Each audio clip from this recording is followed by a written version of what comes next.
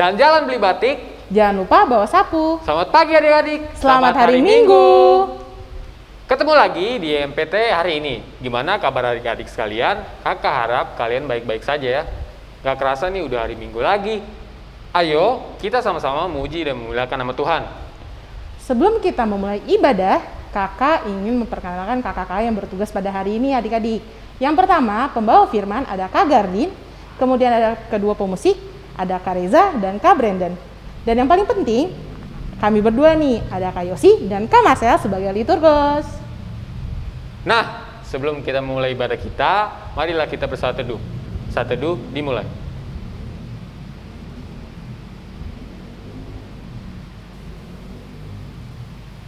Saat teduh selesai. Karena masih pagi, kita harus bersemangat adik-adik. Marilah kita bangkit berdiri dan sambil menyanyi Kidung Warmudi 38 bait yang pertama hingga yang kedua, nyanyikanlah nyanyian baru bagi Allah.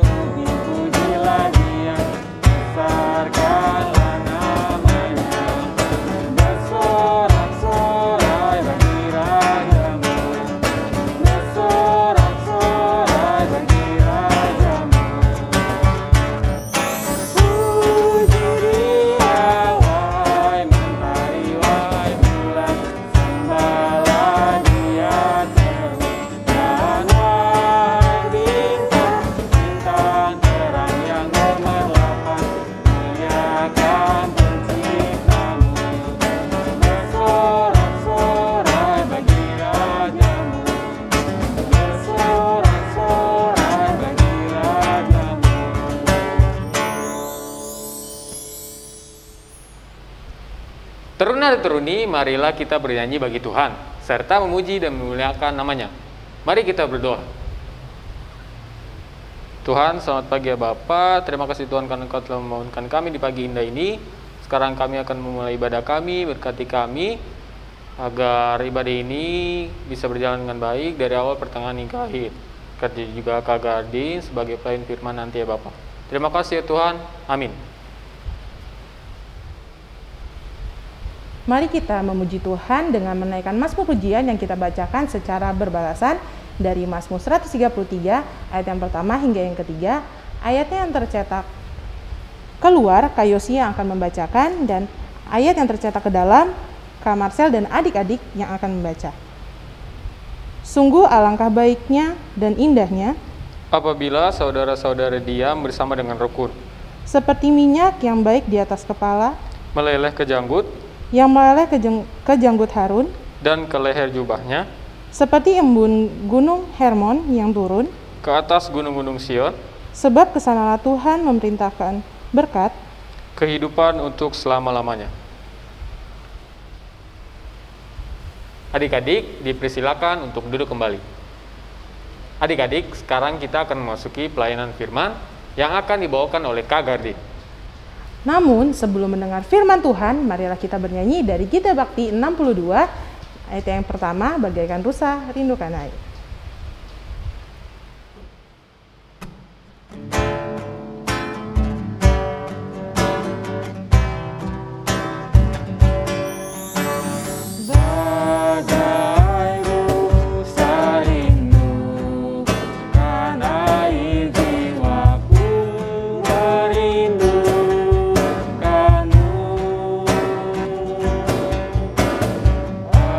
Engkau Tuhan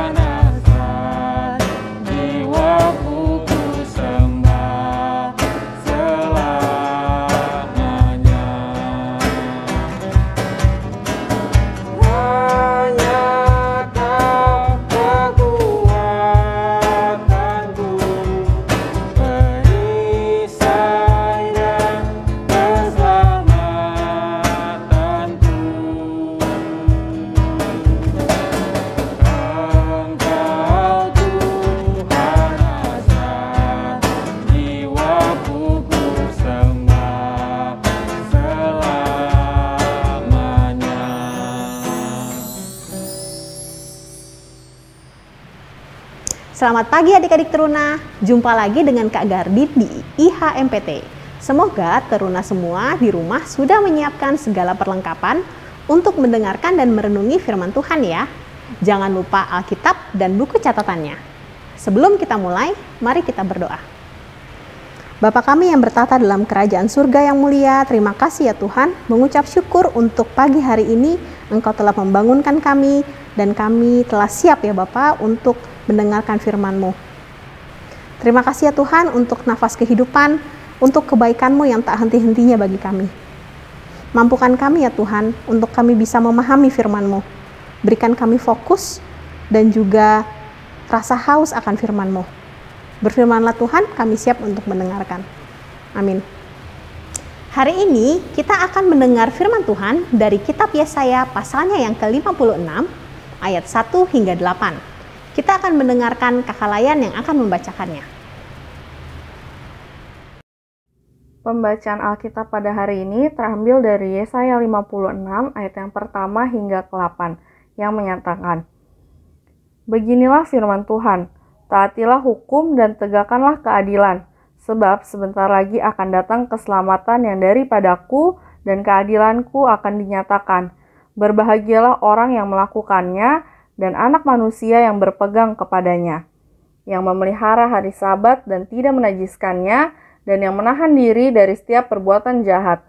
Janganlah orang asing yang menggabungkan diri kepada Tuhan berkata, Sudah tentu Tuhan hendak memisahkan aku daripada umatnya. Dan janganlah orang kebiri berkata, Sesungguhnya aku ini pohon yang kering. Sebab beginilah firman Tuhan, kepada orang-orang kebiri yang memelihara hari-hari Sabatku, dan yang memilih apa yang ku kehendaki, dan yang berpegang kepada perjanjianku. Kepada mereka akan kuberikan dalam rumahku dan di lingkungan tembok-tembok kediamanku suatu tanda peringatan, dan nama itu lebih baik daripada anak-anak lelaki dan perempuan. Suatu nama abadi yang tidak akan lenyap. Akan kuberikan kepada mereka, dan orang-orang asing yang menggabungkan diri kepada Tuhan untuk melayani Dia, untuk mengasihi nama Tuhan dan untuk menjadi hamba-hambanya. Semuanya yang memelihara hari Sabat dan tidak menajiskannya, dan yang berpegang kepada perjanjianku, mereka akan kubawa ke gunungku yang kudus dan akan kuberi kesukaan di rumah doaku. Aku akan berkenan kepada korban-korban bakaran dan korban-korban sembelihan mereka yang dipersembahkan di atas mezbahku, sebab rumahku akan disebut rumah doa bagi segala bangsa. Demikianlah firman Tuhan Allah yang menghimpun orang-orang Israel yang terbuang. Aku akan menghimpunkan orang kepadanya lagi sebagai tambahan kepada orang-orangnya yang telah terhimpun. Ya, adik-adik Teruna tadi sudah membaca ya Yesaya pasal yang ke-56.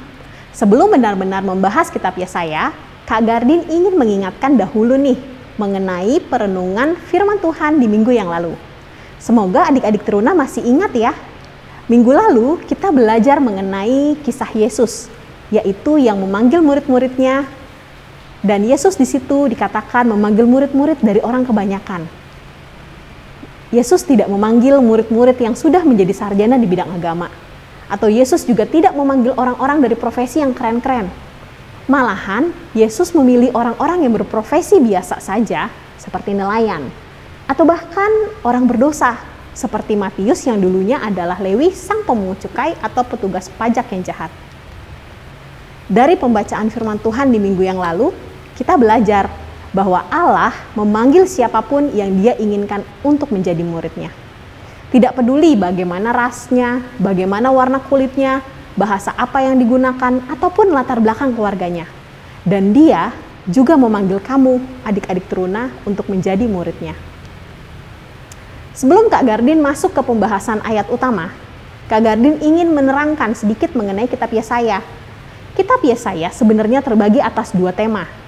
Tema pertama yaitu di kitab Yesaya 1-39 berbicara mengenai peringatan akan penghukuman Allah atas bangsa Israel.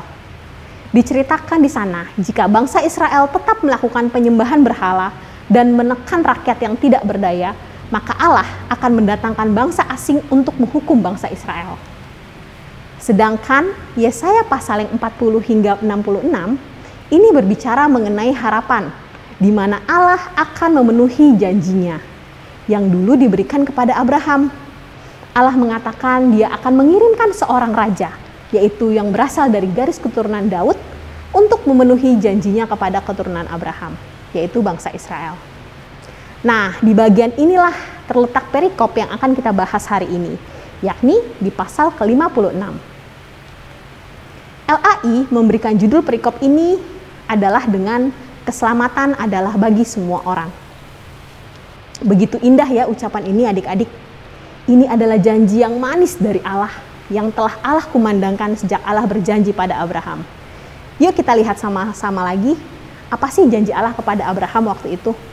Mari kita buka bersama-sama, yaitu di Kejadian 2 ayat 1-3.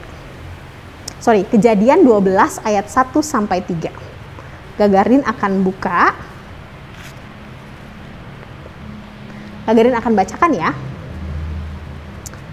Abraham dipanggil Allah. Berfirmanlah Tuhan kepada Abram, pergilah dari negerimu dan dari sanak saudaramu dan dari rumah bapamu ke negeri yang akan kutunjukkan kepadamu. Aku akan membuat engkau menjadi bangsa yang besar dan memberkati engkau, serta membuat namamu masyhur, dan engkau akan menjadi berkat. Aku akan memberkati orang-orang yang memberkati engkau, dan mengutuk orang-orang yang mengutuk engkau. Dan olehmu semua kaum di muka bumi akan mendapat berkat. Kak Garin akan ulangi di ayat yang ketiga B ya. Dan olehmu segala kaum di muka bumi akan mendapat berkat. Di ayat ini Allah mengindikasikan bahwa semua bangsa akan mendapatkan janji Allah. Nah, sekarang kita kembali ya ke Yesaya 56 tadi. Kalau kita lihat di ayat yang pertama, Yesaya terlihat sedang mengimbau bangsa Israel untuk menaati hukum dan menegakkan keadilan. Sebab sebentar lagi Allah akan mendatangkan keselamatan dan juga penghakiman. Seperti yang Kak Gardin katakan di awal tadi, bahwa Yesaya di paruh kedua ini menyuarakan adanya harapan, yakni keselamatan dari Allah. Tapi selain keselamatan, tidak lupa juga ada penghakiman, yaitu wujud dari keadilan Allah yang ditegakkan. Sedangkan ayat kedua dimulai dengan kata, berbahagialah kamu yang melakukannya. Kita dianggap akan berbahagia ketika kita melakukan perintah Allah, yakni yang di atas tadi, menjaga hukum dan menegakkan keadilan.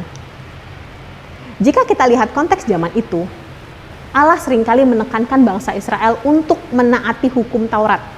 Dan bangsa Israel pun tidak segan-segan, sering juga mengingkari hukum Taurat tersebut.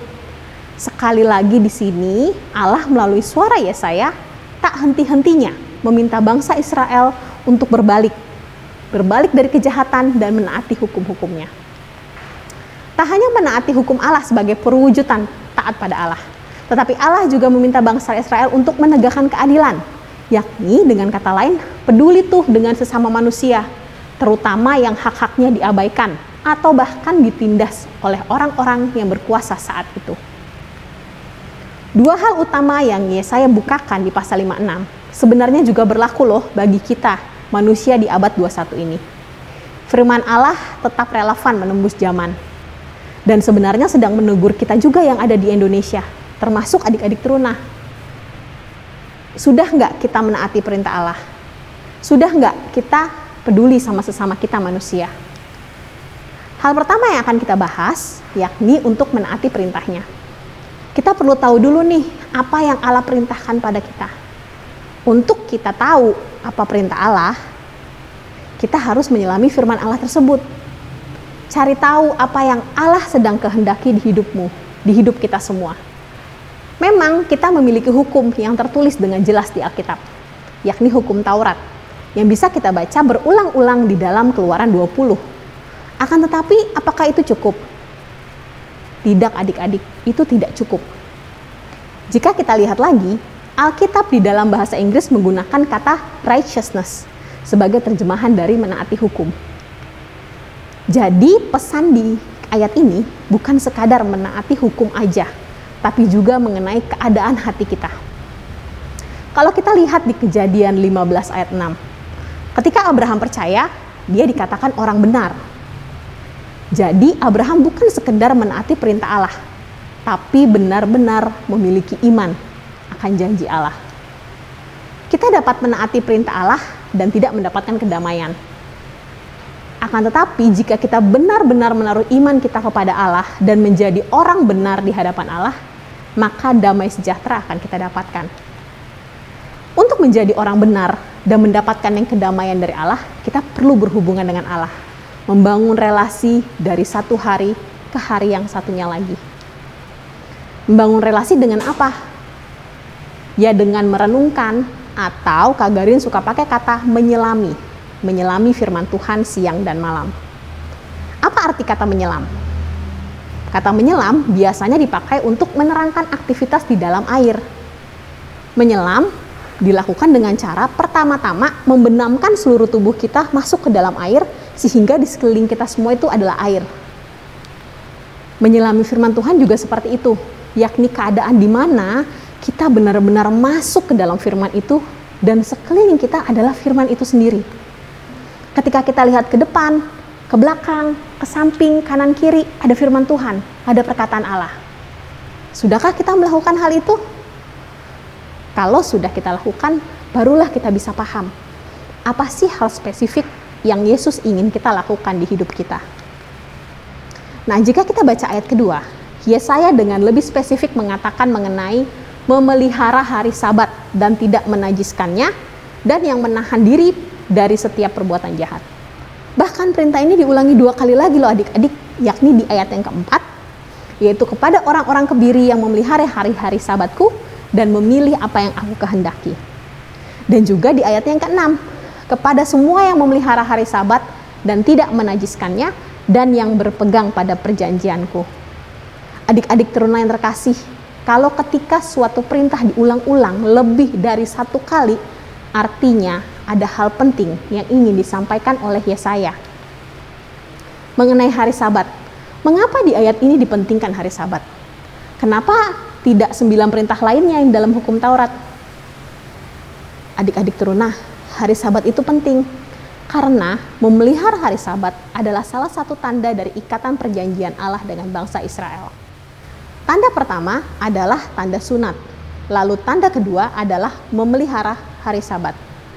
Kalau kita baca di Keluaran 31 ayat 16, orang Israel diminta secara turun-temurun memelihara hari Sabat sebagai perjanjian kekal antara Allah dan umatnya. Jadi, kata-kata yang berbunyi, berbahagialah yang memelihara hari Sabat, artinya berbahagialah orang-orang yang memperingati perjanjian Allah dengan umatnya, yang mengingat bagaimana Allah akan memelihara umatnya, Allah yang menyediakan keselamatan bagi umatnya yang saat itu sedang dibuang ke negeri pembuangan. Dan terlebih lagi, ketika umat Israel memperingati hari Sabat, mereka selalu mengingat bahwa mereka memiliki Allah. Jadi, kita lihat perkataan Yesaya di pasal 56 ayat 1-8 terdapat 3 hal yang diulang. Yaitu 1, memelihara hari Sabat, diulang 3 kali. Lalu, tidak menajiskan hari Sabat, diulang 2 kali. Dan berpegang pada perjanjianku diulang 2 kali. Mari kita fokus pada 3 hal ini. Tadi kan Kak Garin sudah sharing ya, yaitu mengenai membangun hubungan dengan Tuhan lewat relasi hari ke hari dengan Tuhan. Selain itu, Yesaya juga menekankan pentingnya memperingati hari Sabat. Apakah hari Sabat itu hanya mengenai datang ibadah ke gereja atau nonton YouTube IHMPT? Sama sekali bukan. Bukan itu saja.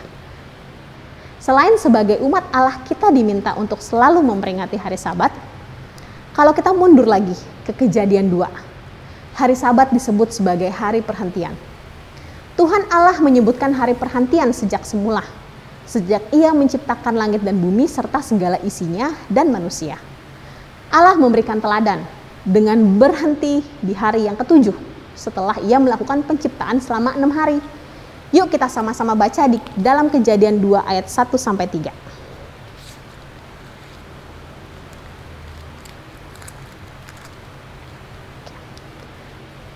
Kak Garin akan bacakan. Demikianlah diselesaikan langit dan bumi dan segala isinya. Ketika Allah pada hari ke-7 telah menyelesaikan pekerjaan yang dibuatnya itu, dan berhentilah Ia pada hari ke-7 daripada segala pekerjaan yang telah dibuatnya itu, lalu Allah memberkati hari ke-7 itu dan menguduskannya. Karena pada hari itulah Ia berhenti dari segala pekerjaan penciptaan yang telah dibuatnya itu. Dikatakan di situ Berhentilah ia pada hari ketujuh dari segala pekerjaan yang telah dibuatnya. Lalu Allah memberkati hari ketujuh itu dan menguduskannya. Allah memberikan teladan bahwa ia berhenti dan menguduskan hari ketujuh. Dan sejalan dengan itu, Yesaya mengatakan, 1. Memelihara hari Sabat. 2. Tidak menajiskan hari Sabat. 3. Berpegang pada perjanjianku. Sungguh indah bukan bagaimana firman Tuhan itu terjalin dari satu kitab ke kitab lainnya. Kembali pada perihal memelihara hari Sabat. Tidak menajiskan dan memegang ketetapan Tuhan. Bagaimana caranya? Pertama-tama, mari kita hargai hari Sabat sebagai hari perhentian. 6 hari lamanya, adik-adik belajar, bermain game, membaca komik, bermain sosial media, menonton YouTube atau serial anime, atau bahkan terdrama di Telegram, Netflix, Viu, Disney, masih banyak lagi serial lain yang bisa ditonton. Mari adik-adik, kita gunakan hari ketujuh atau saat ini menurut budaya kita jatuh di hari Minggu sebagai hari perhentian kita. Hari di mana kita bisa beribadah dan juga beristirahat, berkumpul dengan anggota keluarga kita. Seringkali kita salah kaprah memandang hari Minggu sebagai hari bersenang-senang massal. Artinya, hari di mana kita bisa melakukan apa saja. Apakah itu yang Allah ingin kita lakukan? Sepertinya tidak ya adik-adik. Gunakan hari Minggu sebagai hari perhentian kita. Hari istirahat dari segala aktivitas. Aktivitas itu maksudnya semuanya, termasuk aktivitas bermain game, bersosial media, dan lain-lain. Yang biasanya di hari Minggu bisa sangat intens dan bisa merusak jam-jam istirahat kita yang seharusnya bisa kita lakukan di hari Minggu. Gunakan hari Minggu untuk beribadah. Kalau itu sudah pasti ya. Adik-adik Teruna dapat mengikuti IHMPT melalui YouTube GPIB Shalom. Lalu setelah itu, biasanya adik-adik ngapain? Ya main game kak, ya baca komik kak, ya buka HP kak, scrolling IG, TikTok, YouTube. Bukan berarti buka HP itu tidak boleh ya adik-adik. Tapi maksimalkan hari Minggu itu untuk istirahat adik-adik. Diatur kira-kira jam-jam berapa kita buka HP, jam berapa kita bisa menyediakan waktu tidur siang kita. Lalu tidak lupa, sediakan waktu untuk mengobrol dengan mama papa yang mungkin kalau hari biasa nggak punya waktu buat kita. Kalau kita lagi lihat mama papa kita pegang HP masing-masing, datengin aja ke mereka dan bilang kita mau ngobrol. Mama papa pasti akan senang mau ngobrol dengan anak-anaknya yang udah lama nggak ngobrol sama mereka. Kalau kamu gengsi ngobrol dengan mama papa, bisa dimulai dengan ngomongin gimana masakan mama siang ini, apa yang kamu suka dari masakan mama siang ini. Atau kalau sama papa, coba obrolin hal-hal ringan tentang kamu di sekolah. Kalau mereka menasehati, ya terima saja nasihatnya. Dengarkan dengan tulus dan baik. Biasanya awal-awal ada nasihatnya dulu, baru nanti setelah itu bisa mengobrol dengan mereka. Kalau misalnya kamu mikir, aku nggak pernah tuh ngobrol sama mama papa, nanti aneh. Waktunya kamu berdoa dulu sama Tuhan. Minta Tuhan ajarkan apa yang mau dibicarakan dengan mama dan papa. Selain itu, jangan lupa juga untuk menjaga diri di hari Minggu. Hari Minggu itu bukannya hari kita menjadi lepas kendali. Hari libur adalah hari di mana banyak godaannya. Misalnya, kita diizinkan orang tua menonton lama-lama di hari Minggu. Tapi malahan kita menggunakannya untuk tidak tidur, begadang menonton serial kesukaan kita. Atau lebih parah lagi, kita gunakan kesempatan kita itu untuk menonton tontonan orang dewasa, entah yang berbau pornografi atau pergaulan bebas, seperti kekerasan dan kata-kata kotor.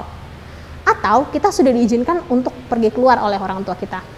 Tapi malahan kita salah gunakan untuk nongkrong sampai pagi, di mana mungkin ada teman yang rokok atau malah minum minuman keras. Ingat sama perkataan Yesaya yang mendampingi kata-kata memelihara hari Sabat, yaitu tidak menajiskannya dan memelihara ketetapan Allah. Hari Sabat atau hari Minggu adalah hari yang memiliki banyak godaan. Tetapi kiranya lewat firman hari ini, kita bisa kuat menghadapi setiap godaan di hari Minggu. Hal kedua, Allah tidak ingin berkat firman Tuhan itu sampai di kita aja. Tetapi Allah ingin kita memberikan dampak atau pengaruh pada sekitar kita. Lewat suara Yesaya, Allah juga ingin kita memikirkan orang lain. Bagaimana kita membantu orang lain. Secara spesifik, Allah mengatakan mengenai menegakkan keadilan. Mungkin tidak mudah ya bagi kita untuk menegakkan keadilan, sebab saat ini kita sulit untuk berinteraksi dengan orang-orang di luar keluarga kita. Orang tua kita mungkin memiliki peraturan yang ketat agar kita tidak keluar rumah secara sembarangan. Namun hal ini tidak mengubah niat kita untuk membantu orang lain dong. Kita bisa melakukan dari hal yang paling mudah, seperti membantu orang tua di rumah. Ketika kita melihat nih, mama papa kita sedang kecapean bekerja, sementara ada banyak piring kotor menumpuk, kita bisa menawarkan diri tuh untuk membantu mencuci piring. Dalam hal sekecil itu, kita tuh sedang menegakkan keadilan di rumah kita. Keadilannya itu begini nih adik-adik, papa dan mama kan sedang membutuhkan waktu istirahat. Dan kita memberikan waktu istirahat tersebut dengan membantunya dengan pekerjaan rumah yang kita bisa, seperti mencuci piring tadi. Atau misalnya hal lain lagi, jika kita lihat di masyarakat sekitar. Kalau kita termasuk orang-orang beruntung yang bisa memesan makanan lewat layanan antar online, misalnya orang tua kita sedang memesan makanan, misalnya McD atau makanan lainnya. Lalu ketika pengantarnya datang, kita yang mengambil pesanan ke gerbang dan kita bisa menyisihkan uang yang kita miliki, misalnya 5.000 untuk dia sebagai tip. Dari tip kecil tersebut, kita nggak pernah tahu dia bisa beli apa. Mungkin dia bisa membeli air minum, karena hari itu lagi panas banget. Atau dengan uang 5.000, dia bisa membelikan es krim buat anaknya, sehingga anaknya nggak ngambek saat bapaknya harus kerja seharian. Atau bisa juga dia membeli beras di rumah, karena kebetulan beras di rumah sedang habis. Uang tip yang nggak seberapa buat kita, itu bisa berarti banyak buat orang lain. Dan masih banyak lagi contoh-contoh kreatif lain, di mana kita sebagai adik teruna, dengan keterbatasan yang kita miliki saat ini, dapat menegakkan keadilan bagi orang-orang sekitar kita. Kalau kita kekurangan ide, minta sama Tuhan dalam doa-doa kita. Minta agar Tuhan mengirimkan orang-orang yang memerlukan pertolongan kita. Lalu hal yang ketiga, yang ingin Yesaya ingatkan pada kita, yaitu Allah tidak memanggil orang berdasarkan suku, bangsa, ras, atau warna kulit tertentu. Sama seperti pengajaran di minggu yang lalu, bahwa Allah tidak memandang bulu saat memanggil murid-muridnya. Sesuai dengan judul perikop ini, bahwa keselamatan adalah bagi siapa saja. Yesaya menyebutkan ada 3 sosok di situ. Pertama, orang kebiri, lalu orang asing, dan orang Israel yang terbuang. 3 sosok ini mewakili kata siapapun. Orang kebiri mewakili orang-orang yang tidak memiliki keturunan, yang kalau di dalam kitab Imamat, mereka tidak diizinkan masuk ke dalam bait Allah. Orang-orang Israel yang dibuang di negeri Babel saat itu, terutama yang bekerja di istana, kemungkinan besar dikebiri. Lalu, ada juga orang asing yang tidak menjadi bagian umat Allah saat itu, yang dianggap bangsa yang tidak mengenal Allah. Lalu ada juga orang Israel yang baru kembali dari pembuangan. Jadi, kalau kita lihat, ini adalah kelompok orang-orang yang tidak keren, atau bahkan cenderung menjadi kaum minoritas. Pada ayat ini secara spesifik, Allah mengatakan bahwa keselamatan adalah milik semua orang, semua bangsa. Allah tidak mengeksklusifkan bangsa tertentu, tapi semuanya diperhitungkan oleh Allah. Dan setelah menyebutkan siapa, Yesaya juga menyebutkan apa yang Allah berikan pada mereka. Pada perikop ini Allah menyebutkan, di ayat 5, suatu nama abadi yang tidak akan lenyap. Di ayat 7, kubawa ke gunungku yang kudus. Di ayat 7 juga, ku beri kesukaan di rumah doaku. Di ayat 7 lagi, aku akan berkenan pada korban-korban bakaran dan sembelihan mereka. Di ayat 8, dihimpunkan oleh Tuhan bersama dengan orang Israel buangan. Kepada orang kebiri tadi, Allah memberikan nama yang kekal, suatu yang lebih berharga dan bernilai dari seorang anak. Karena orang kebiri tidak akan memiliki anak, dan biasanya akan dipermalukan oleh bangsanya karena kondisi tidak punya anak tersebut. Tapi Allah malah mengangkat nama mereka. Orang-orang yang benar-benar menaati Allah, menaruh imannya pada Allah, walaupun dia dalam kondisi apapun, dalam hal ini dalam kondisi kebiri, tetap akan mendapatkan 2 hal. Akses ke dalam rumahnya dan diberikan kehormatan atau nama yang tegak selamanya. Lalu kepada orang asing, Allah malahan mengundang ke dalam gunung Allah yang kudus, yaitu bait Allah. Diberi kesukaan di rumah doa Allah, dan Allah berkenan akan persembahan mereka. Hal-hal ini ada hal-hal yang sama yang Allah berikan pada umat pilihannya. Dan janji Allah ini juga berlaku bagi kita sebagai orang asing, yaitu kita yang menurut iman percaya kepada Allah.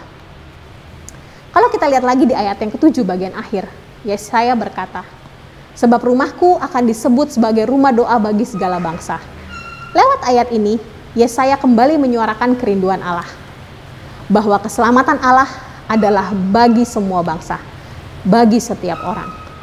Bukti bahwa Allah mengasihi semua orang, perkataan Yesaya ini tidak berlaku hanya untuk bangsa Israel semata. Harapan yang disuarakan Yesaya ini ditujukan bagi kita. Mungkin kita bukan keturunan langsung bangsa Israel, tapi kita adalah bagian dari umat Allah melalui iman percaya kita kepadanya. Karena Yesus yang telah mati bagi dosa-dosa kita dan menjadikan kita anak-anak terang yang berhak atas keselamatan yang dari Allah saja. Demikian firman Tuhan pada pagi hari ini. Untuk menutup firman Tuhan, mari kita berdoa. Tuhan Yesus, terima kasih ya Tuhan, mengucap syukur untuk firman-Mu pada pagi hari ini. Terima kasih Engkau yang telah berfirman dan telah banyak sekali memberikan kami masukan, bahkan teguran juga ya Bapa. Biarlah firman hari ini dapat menjadi kekuatan bagi tubuh kami ya Tuhan, tubuh rohani kami, supaya kami bisa mengaplikasikannya dalam kegiatan kami sehari-hari. Ya Bapa, kami percaya Engkau juga tetap sertai kami dalam kami berkegiatan ataupun kami beristirahat bersama keluarga. Di dalam nama-Mu Yesus Kristus kami sudah berdoa dan bersyukur. Amin. Terima kasih Kak Gardin untuk pelayanan firman Tuhannya. Ingat selalu ya adik-adik, Tuhan adalah sumber keselamatan kita sebagai manusia. Tuhan juga berkenan untuk memberikan keselamatan kepada setiap orang tanpa batasan. Untuk meresponi firman Tuhan yang sudah kita dengar, mari kita menyanyikan lagu dari Kidung Jemaat 178, bait yang pertama hingga yang kedua, Karena Kasih-Nya Padaku.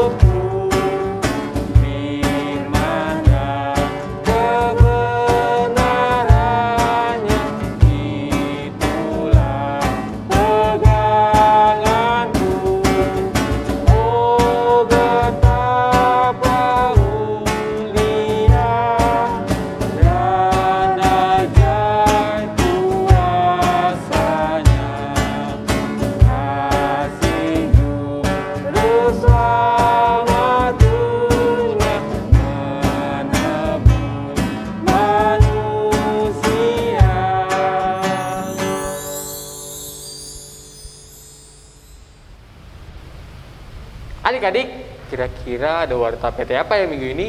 Yuk kita simak sama-sama. Check this out. Halo adik-adik, sekarang kakak mau kasih tahu kalian warta PT untuk minggu ini. Yang pertama, kakak mengucapkan terima kasih kepada kakak-kakak yang mau melayani di minggu ini. Untuk pelayan firmannya ada Kak Gardin, untuk liturgosnya ada Kak Yosi dan Kak Marcel, untuk pemusiknya ada Kak Reza dan kakak sendiri Kak Brandon. Tuhan memberkati terus pelayanan kita. Yang kedua, kakak mau mengucapkan selamat ulang tahun kepada kakak-kakak dan adik layan yang berulang tahun sepanjang minggu ini. Kiranya Tuhan terus menyertai kita. Yang ketiga, kakak mau mengajak adik-adik untuk memberikan kritik dan saran melalui link ini. Yang keempat, kakak juga mau mengingatkan adik-adik untuk memberikan persembahan melalui QR Code ini. Kalau tidak bisa lewat QR Code ini, adik-adik juga bisa titipin persembahannya ke mama papa. Yang kelima, kakak mau mengingatkan adik-adik untuk terus mengikuti Selamat Pagi Teruna dari hari Senin sampai hari Sabtu jam 5 pagi di kanal YouTube GPIB Shalom Depok. Nah, yang keenam nih, kakak di sini mau memperkenalkan kepada adik-adik kakak layan yang baru. Siapa aja? Yuk kita sambut bareng-bareng. Halo adik-adik. Shalom, selamat hari Minggu buat kita semuanya. Perkenalkan, nama kakak Arnold. Untuk hari ini kakak akan melayani seterusnya di PT. Salam kenal ya adik-adik. Shalom adik-adik, perkenalkan nama kakak Christopher. Mulai hari ini kakak akan melayani di Pelkar Persatuan Teruna. Sampai bertemu lagi adik-adik. Dadah. Nah adik-adik, ini dia nih kakak-kakak kita yang baru. Ada Kak Arnold dan Kak Kristo. Kita sambut bareng-bareng ya. Dan itu aja untuk Warta PT minggu ini. Selamat lanjutkan ibadah. Tuhan Yesus memberkati. Ya, ibadah PT-nya sudah selesai nih Kak Marcel. Gimana dong? Tapi kita masih bisa ketemu loh di Selamat Pagi Teruna agar kita dapat bersatu teduh bareng. Dan tentunya minggu depan tetap ada IHMPT loh Kak. Sebelum menutup ibadah kita hari ini, mari berdiri dan bernyanyi bersama dari Kidung Jemaat 440, bait 1 dan 2 di Badai Topan Dunia.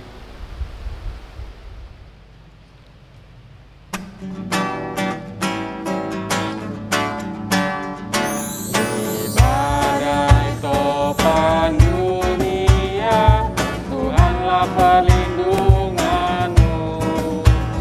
Kendati goncang semesta, Tuhanlah perlindunganmu.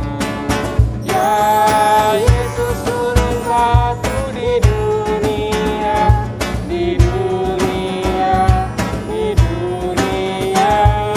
Yesus turun batu di dunia, tempat berlindung yang teguh. Baik siang maupun malam gelap, Tuhanlah perlindunganmu.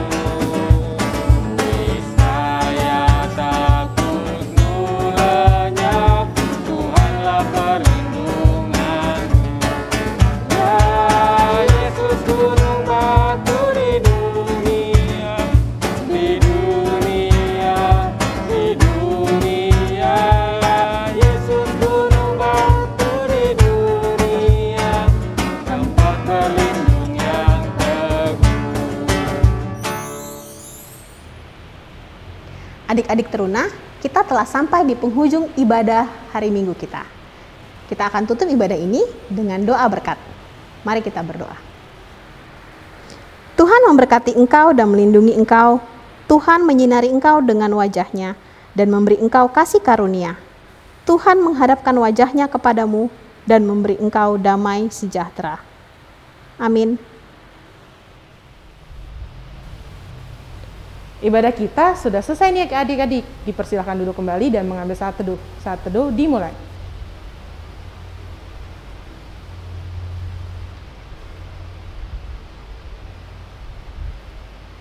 Saat teduh selesai. Satu lagi, kakak mau info ini. Jangan lupa adik-adik nonton Selamat Pagi Teruna di hari Senin sampai Sabtu jam 5 pagi. Sampai bertemu lagi adik-adik di hari Minggu jam 8 pagi ya adik-adik. Tiap pagi beli susu. Beli susu di Mbak Santi. Selamat hari Minggu. Tuhan Tuhan Yesus Yesus memberkati.